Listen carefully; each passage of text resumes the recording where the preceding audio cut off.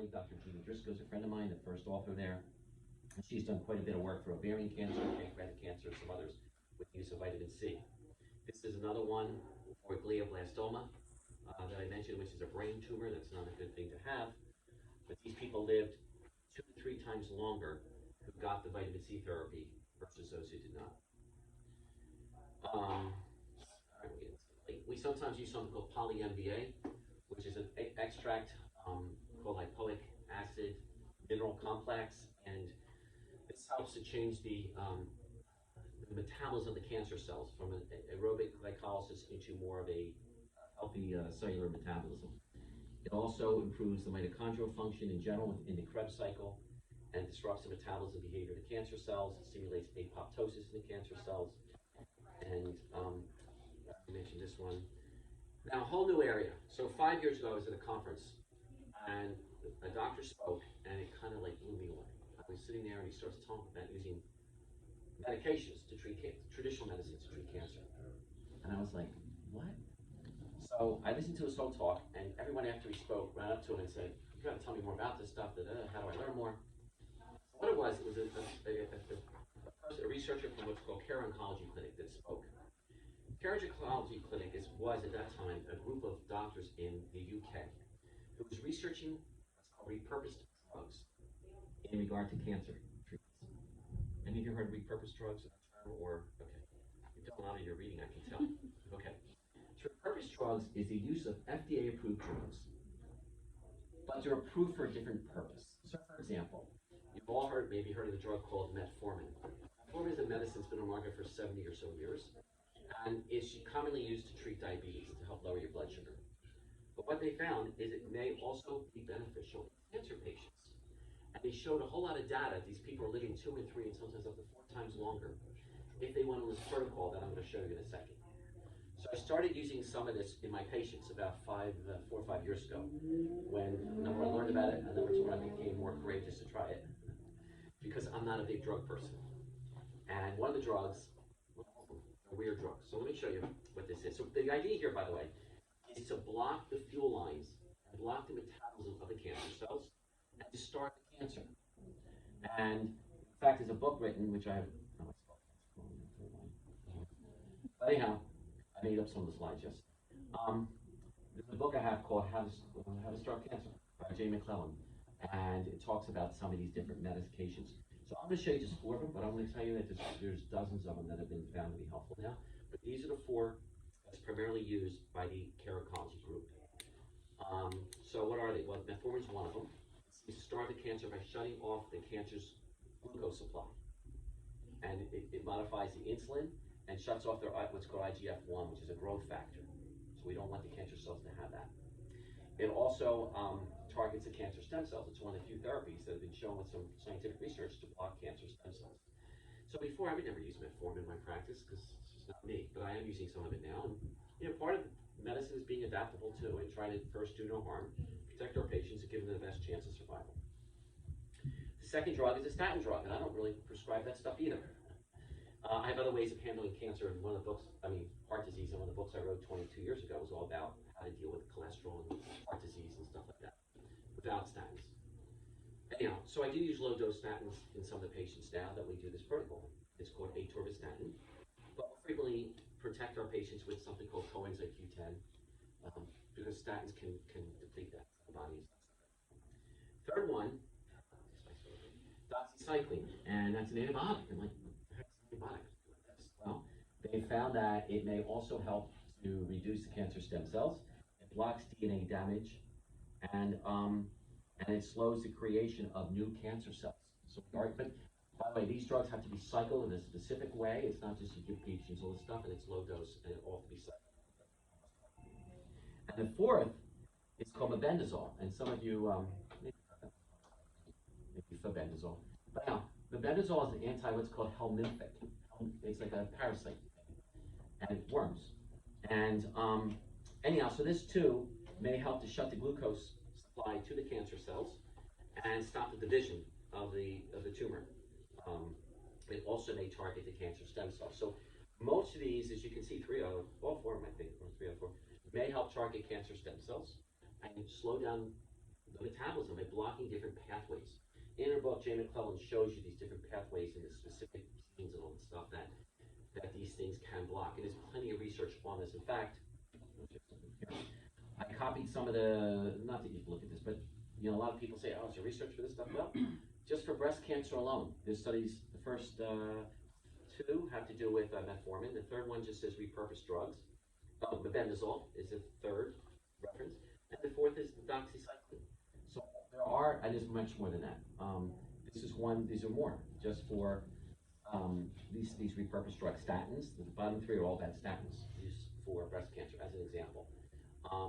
So they're all, generally, it's a low toxicity protocol, the way we're using it. It can be used in conjunction with standard of care, with or without chemoradiation, and any other treatment that may be used. And the whole idea, once again, is to slow down the metabolic pathways of the cancer cells. So here's an example where we're trying to get at the cellular level, not at the end result, which is the tumor itself. And so I think that's a problem. Just try to measure the tumor. And honestly, we do scans on patients and we say, oh, 3 centimeters, now it's only 2.5 centimeters, you're getting a good result. That doesn't necessarily mean you're in the free. It doesn't mean it's free. Yeah. And these are just some things on prostate cancer. I just happen to copy some of these, not to, but there's, and these are current studies too. These are not 20 years old, most of them within 5 years, because this is a new field that I never even heard of until 5 years or 6 years ago. So these are ones just using statins to treat prostate cancer. Here's another one using metformin, using prostate.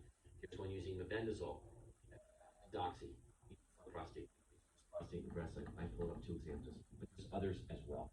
Just go home if you feel like it, and just Google COC protocol, which is Care Oncology Clinic, and stick in whatever you want: pancreatic cancer, B-cell lymphoma, esophageal cancer, and you might find some things pop, because they have a lot of literature in their website. This is just once again showing that statins may be effective against various cancers. They have a very strong anti-inflammatory effect, by the way, statins, and probably they may help heart disease because of their anti-inflammatory effect. But it just says, the anti-inflammatory properties of statins have attracted much attention, and indicate the potential of statins as repurposed drugs for the treatment of cancer. Statins appear to enhance the efficacy and address the shortcomings associated with conventional cancer treatments. So they're admitting, this is a regular scientific journal, that there's some shortcomings of just using chemotherapy. Then they came out with a new one more recently that said now doxycycline and maybe even Zithromax, it's called azithromycin, together with vitamin C may have a more potent effect, because when you combine different therapies, it has a more potent effect in general, by the way. And so a lot of stuff we're doing is combining, because you're going to hit different pathways. It's kind of like when you go to war, you don't just go with your Army and your Navy. You probably bring in your Air Force, your Marines, your Special Forces, whatever, everybody. This is that kind of a concept, because you find that these different therapies will hit different pathways.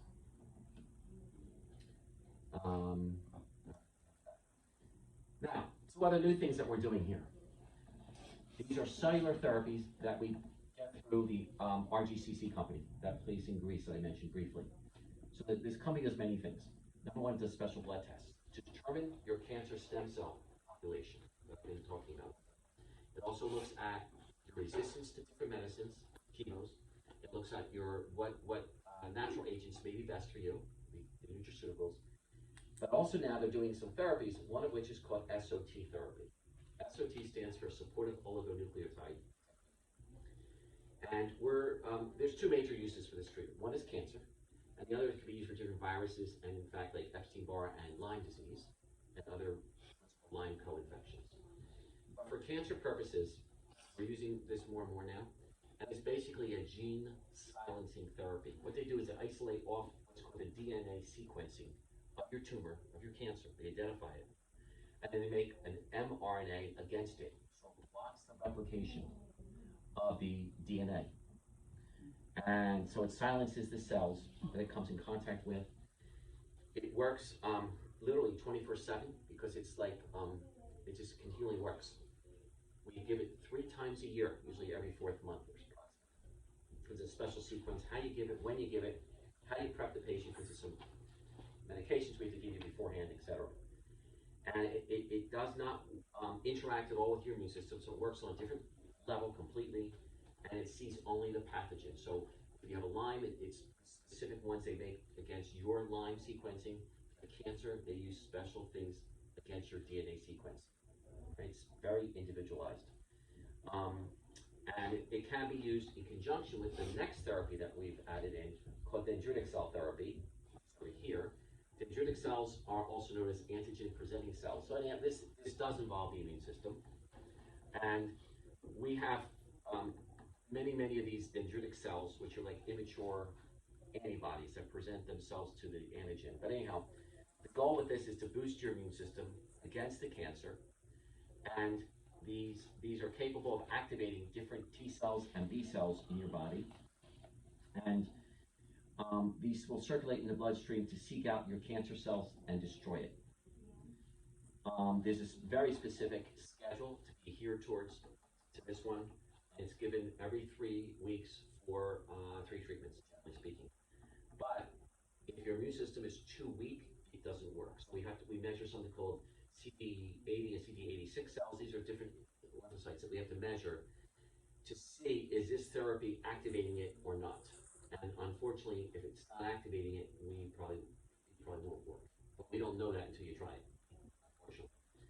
But anyhow, so it has been used for a lot of solid tumors, also tumors of melanoma, kidney tumors, prostate, and various others as well, testicular and different hematologic, which are blood cancers. But if your immune system is too damaged, because this specifically works on the immune system, it may not be effective. The other one, as I said, does not work on the immune system. It's a gene silence.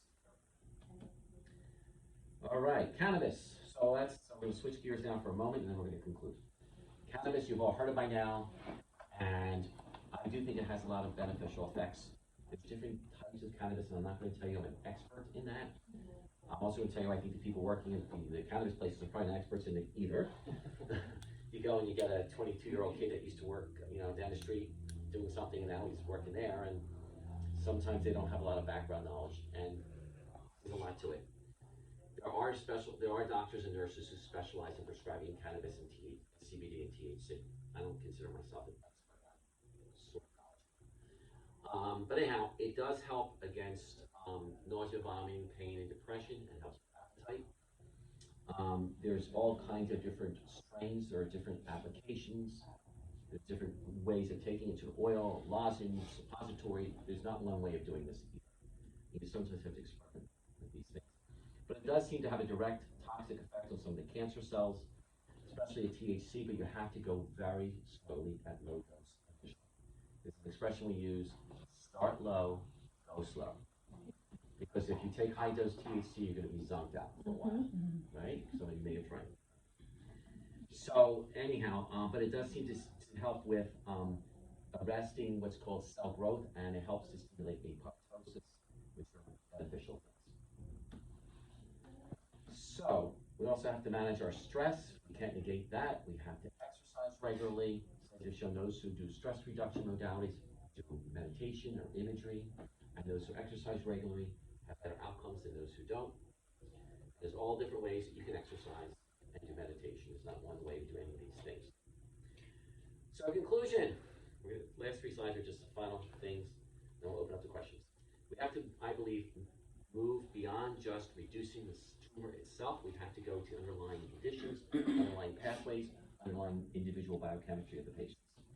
And there's many things we do to that, to strengthen the immune system, to control the blood sugar, to promote apoptosis, to stimulate what's called, to inhibit angiogenesis, which means extra blood supply going to the tumor. And that tumors do develop their own blood supply, unfortunately.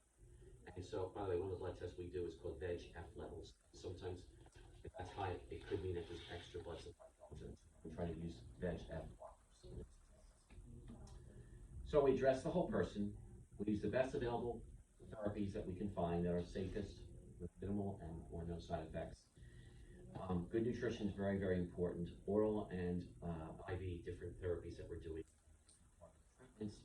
I strongly believe that a comprehensive approach, where you're including many different therapies at once, the cancer doesn't continually mutate, so you have to hit it from different angles, gives you a much better chance than just using 2 or 3 modalities in chemos at once. A metabolic approach can change the behavior of the cancer cells.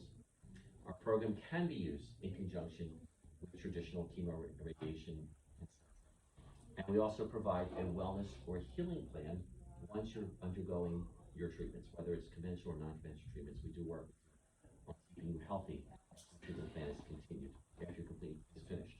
Whereas most oncologists don't even talk to you about that. You get done your treatments, they'll say, well, what do I do next? Well, see me in 6 months, we'll scan you again. Well, that's not a therapy. That's keeping your fingers crossed that it looks okay still. And that's not being proactive, it's being reactive if something is not looking good. We've seen that overall, most of our patients have improved outcomes, better quality of life, more energy, better appetites, less weight loss, less pain, less side effects from chemotherapy and radiation. We've seen definitely less complications from those who do get conventional therapies. We see less metastasis than what otherwise would be seen, and less infections. In fact, this is going to observe something, this is not fact, but I would tell you that a huge percentage of our cancer patients haven't even gotten COVID once. And I believe that some of that's because they're on IV vitamin C and ozone and oral stuff and all the stuff they're doing for their health enhancement overall. Because I mean, it's not a fact what I just said, but I just, it's not an observation. So, anyhow, I want to thank you for attending and open up to questions. I should have mentioned too, there's a few books I'll show you too. But there's a few books I've written, and what I mentioned, these are back 20 years ago, not recently. But the one I threw out, it was a heart book. So I mentioned, I wrote something called the All Natural Cardio Cure a number of years ago, and it's the subtitles of Drug-Free Cholesterol and Cardiac Inflammation Reduction Program. I wrote one called Chemical-Free Kids, about children in chemicals, living longer and healthier, and then also one called Total Health Handbook. So these were a number of years ago. After I wrote them, I promised my kids I wouldn't do that again. It took them too much time and energy, but now they're older, so I might do it again. These are some books more on cancer stuff. I did not write any of these. But anyhow, so ozone, this is by my friend David Brownstein. He's a terrific physician in Detroit suburbs. So he talks, this is very simple, layman. It's written in layman terms, and it's all about ozone and how it can help you. It's got a little bit of cancer in there. This was an interesting book written by Jenny Herbisick. Jenny is a nurse who had breast cancer, and they told her she's fine after her treatments. She was in remission, and after about 2.5 years, it all came back. And she said, "What the heck? I just went through all this stuff, and now it's back." So she started investigating and researching why that might happen, and that's why. And then she started seeing that there's a lot of these blood tests that I mentioned that may give us a better indication and be more proactive than reactive. And so she wrote a whole book on this. This is the older edition. I have a newer one at home, so she's updated this, but it's quite good for all kinds of cancers. She's doing well still. It's been 20 years probably. This is the book I mentioned called How to Starve Cancer, and that's by Jane McClellan. And she's a lady, she's not a doctor, she's a lady that she's very bright, very intelligent. She has a Facebook page if you guys want to sign up, it's free. But I sat next to her at dinner one day before she wrote this book about 6 years ago. We were at a conference together, and she walked in, and it was a dinner at one of the 15, 20 of us were out for dinner. And she came in late and sat next to me because it was an empty seat. And I started saying to her, "Who are you? Hi, who are you?" And I said, "Are you a physician around here?" She said, No. I'm a writer." I said, I'm a patient, I'm a writer. I'm writing a book about my journey with cancer. So my long story short, she had ovarian cancer, and she wrote a whole book on these metabolic pathways that I've sort of touched on, and she's kind of doing work with the COC group right now. But she's still alive, and it's 20-something years, 20, 21, something like that, years since she had her cancer. And she had her ups and downs throughout the years, not perfect. Anyone see this one, Radical Remission? So this is a book by Kelly Turner. So she's a PhD now, but she wrote this book as part of her research was part of her PhD program. And she was trying to figure out why some people with stage 4 cancer unfortunately pass away and some of them do well and still alive. And she was able to identify different commonalities between, she interviewed a lot of alive people in cancer. And she interviewed doctors who were treating these patients to figure out what did they all do to do well and to treat their cancers. And she found 9 common denominators, and she discusses in the book, as to what most of these people were doing who did well. And lastly, this book called Power Tools for Your Health. It's about this treatment that we do called pulsed electromagnetic frequency, called PEF, written by my friend William Pollock. He's in Pikesville, Maryland, and he's an MD, maybe PhD, MD.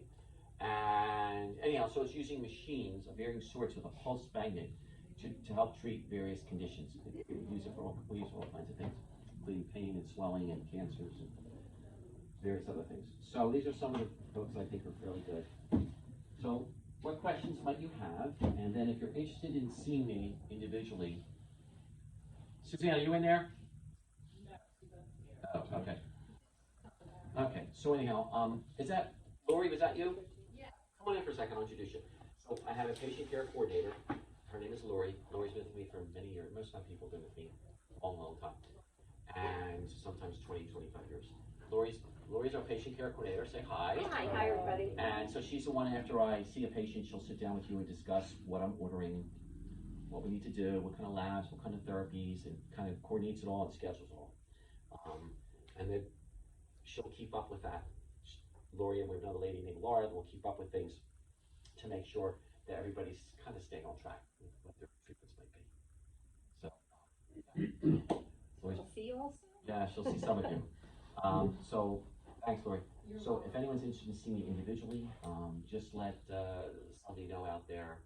We are probably booked up right now, but we get cancellations. So, like somebody here just got in today from a cancellation from last week. But truthfully, we're probably booking into October, November right now. But we do get cancellations every week. So most of the time we give priority to our cancer patients, because I get other patients that have other issues, gut problems, immune problems, and other stuff. But we give priority. I don't tell my other patients, but we give our priority to the cancer patients because they need it immediately. And some people complain of macular degeneration, but they've had it for 3 years. So we give priority to cancer patients. So, what questions might you have? Well, you mentioned blood work. Does insurance companies pick that up? Okay, good question. So, insurance companies will pick up the lab work that is done typically through Quest and LabCorp that we do here in the office. We have a lab here. We send it out every day, so it usually gets covered if you have appropriate insurance. And usually Lori's the one that looks at your insurance and kind of tells you what might happen. But then if we do things that is outside the box, the box of conventional medicine, then it may not get covered. So for example, there's something I showed real quickly. It said like DNA and RNA oxidative damage. That will not get covered because it's not a traditional test. If we do a toxicity test, that typically does not get covered. But so the answer was, some of the basic stuff will get covered, some of the other ones won't. Let me tell you beforehand. Yeah. If you're doing the RGCC testing, the liquid biopsy, should you do that at the end of a radiation or a chemo program? Should you do that in the beginning of a radiation or chemo Yeah, program? if you can do it at the beginning, it's best. But the thing is, so the cells will mutate a little bit, and the results may not be the same after a radiation treatment. But it is best if you can catch it, do it first. And there's a bunch of different tests, and we try to do the more comprehensive test as possible at the beginning. It's a very inclusive, thorough, comprehensive test. If the result comes back at 24 pages long, that's how many it is. This is Suzanne. She does our scheduling and some other things around here. And she's the one you have to twist her arm if you want to get in quickly versus slowly. And she does work magic. And as I said, usually she finds a cancellation because that's going to happen. That's just the nature of practice. Scheduling 3 and 4 people cancel. And so she usually gives, I said you give preferential treatments to cancer patients. I said, but don't tell anyone else that. Yeah, somebody just got in today, you said? Yeah. So it happens. But yeah, so as far as insurance, that's something that we discuss with you beforehand, before we do anything, sort of. Insurance won't usually cover our treatments, the physical treatments. As far as visits, if you're not on Medicare, and some people are, if you're not on Medicare, you can send it to your insurance company, and you might get reimbursed for the visits, the doctor visit part. but not usually for the IVs that we do. And then, as I said, the labs, it's 50-50. LabCorp and Crest will get covered most of the time, but the RGCC will not get covered, and some of the other things we're doing doesn't get covered. So, that's that. Any other questions? Yeah. Was this helpful? Yes, yes. Okay. Question, like you talked about the length of the treatment. Normally, like let's say if you've taken a PET scan or something of that nature, and how do you go back and? So to guide our therapy, we use many modalities. We may be looking at the cancer stem cells, which is a blood test. We might be doing some scans. We might be just looking periodically at if your nagalase was high and your D-dimer and other stuff like that was high initially, we'll be looking at that and tracking that and seeing are we successfully bringing the stuff down. If you have tumor markers that were high, same thing, we'll try to bring those down and keep an eye on those. So everybody's different. Thanks for coming. Everybody's a little bit different as far as how we're following them along. And by the way, I do encourage all of you to continue with your regular doctors. I said a couple of times, I'm not an oncologist, and so I do encourage you to continue with your oncologist. Get more expertise perhaps in their field than what I do with the integrative oncology I explained. But so everybody's a little bit different as far as what we're following. Okay. And listen, even quality of life, like symptom score sheet. I may ask you to grade yourself from 1 to 10 with your fatigue and your appetite and whatever else, those things, and then we grade it later on. If we start seeing improvement and shifting into the right direction, then we might be very happy, irrespective of what the scan might show. Because quality of life is very, very important. We don't put enough emphasis on that. All right, well, thanks for coming. Thank you for your patience. Upstairs, yeah. And I'm upstairs like 99% of the day. This is just our little conference room that we use, but 90% of what we do is upstairs. You're welcome to take a little tour if you wanted to, if you're not patient.